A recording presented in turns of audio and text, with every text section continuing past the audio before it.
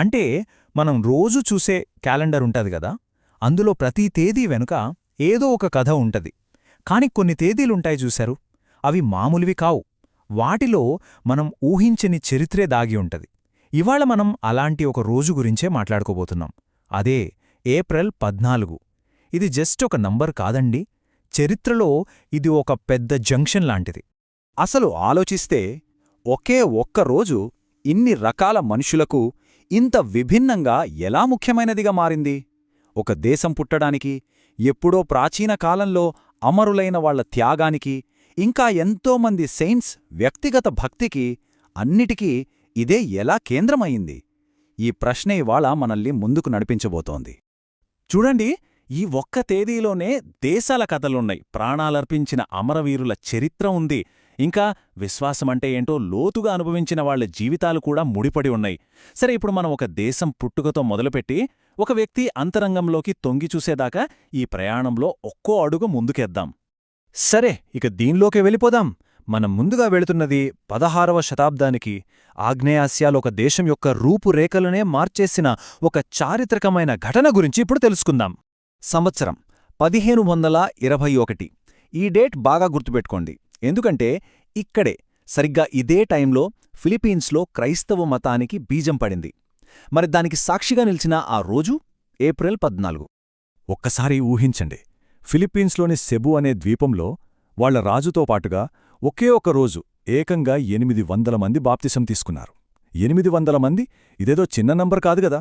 ఒక దేశం యొక్క ఆధ్యాత్మిక ప్రయాణంలో ఇదొక టర్నింగ్ పాయింట్ అన్నమాట.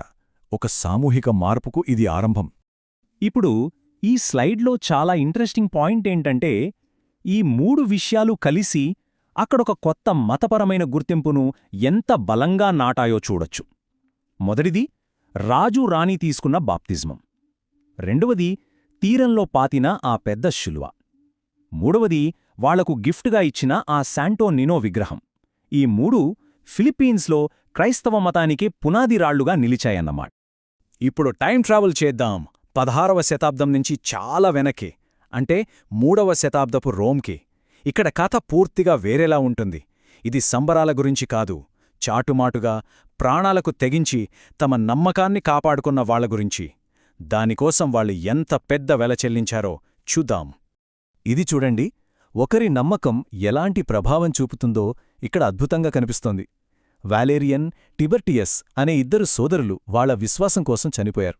కాని వాళ్ల ధైర్యాన్ని, ఆ నమ్మకాన్ని కళ్లారా చూసిన వాళ్లని చంపిన అధికారి మ్యాక్సిమస్ కూడా ప్రభావితుడయ్యాడు. తను కూడా అదే విశ్వాసాన్ని స్వీకరించి అమరవీరుడయ్యాడు. అంటే ఒకరి నిబద్ధత ఇంకొకరిలో ఎంత పెద్ద స్ఫూర్తి నింపుతుందో చెప్పడానికి ఇదొక శక్తివంతమైన కథ. సరే, ఇప్పుడుదాకా పెద్ద పెద్ద చారిత్రక సంఘటనలు చూశాం కదా. ఇప్పుడు మనం విశ్వాసం యొక్క మరో కోణంలోకి, అంటే చాలా పర్సనల్, లోతైన ప్రపంచంలోకి వెళ్దాం. ఇక్కడ భక్తి అనేది బాధను స్వీకరించడం ద్వారా, నిస్వార్థ సేవ చేయడం ద్వారా వ్యక్తమవుతుంది. ఇక్కడ మనం 2 పూర్తిగా భిన్నమైన సెయింట్స్ని చూస్తున్నాం. ఒకవైపు షీడాంకు చెందిన సెయింట్ లిడ్వీనా ఒకేచోట కదలకుండా ఉండి తన బాధనే దేవుడికి అర్పించారు. మరోవైపు సెయింట్ బెనెడిక్ట్ జోసెఫ్ లాబ్రే, ఆయన జీవితమంతా ప్రయాణమే, పేదరికంలోనే భక్తిని వెతుక్కున్నారు. చూశారా, వాళ్ల దారులు వేరైనా వాళ్ళిద్దరి భక్తిలోని తీవ్రత మాత్రం ఒకటే. భక్తికి ఇంకో రూపం కూడా ఉంది, అదే సమాజసేవ. సెయింట్ బెనెజెట్ అనే ఒక మామూలు గొర్రెల కాపరికి రోన్ నది మీద ఒక బ్రిడ్జ్ కట్టమని దేవుడి నుంచి ఆజ్ఞ వచ్చినట్టు చెప్తారు. ఇక్కడ విశ్వాసమనేది ఏదో ప్రార్థనలకే పరిమితం కాకుండా సమాజానికి ఉపయోగపడే ఒక గొప్ప పనిగా రూపాంతరం చెందింది.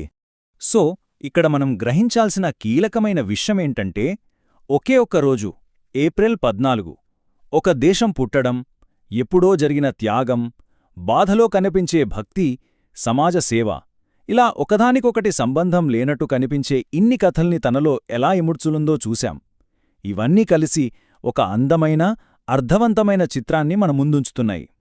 ఈ టేబుల్ చూస్తే మనం ఇప్పటిదాకా మాట్లాడుకున్నదంతా ఒక్కసారిగా క్లియర్గా అర్థమవుతుంది. 16వ శతాబ్దంలో ఫిలిప్పీన్స్లో ఒక దేశం యొక్క విశ్వాసం పుట్టడం దగ్గర్నుంచి 3వ శతాబ్దపు రోమ్లో ప్రాణత్యాగం వరకు, 15వ శతాబ్దంలో బాధనే భక్తిగా మార్చుకోవడం నుంచి 18వ శతాబ్దంలో పేదరికంలోనే దైవాన్ని చూడటం వరకు, ఇవన్నీ ఏప్రిల్ 14వ తేదీతో ముడిపడిన కథలే. మనం కేవలం ఒకే ఒక్క తేదీని పట్టుకుని చూస్తేనే ఇన్ని కథలు బయటపడ్డాయి. మరి ఆలోచించండి, మన క్యాలెండర్లో మిగిలిన రోజుల మాటేంటి? వాటి వెనుక ఇంకెన్ని కథలు, ఇంకెన్ని చరిత్రలు, ఇంకెన్ని అర్థాలు దాగి ఉన్నాయో కదా. బహుశా మనం రోజు మామూలుగా చూసే ప్రతి తేదీ ఒక పెద్ద చరిత్ర పుస్తకానికి తెరుచుకునే ఒక తలుపు లాంటిదేమో.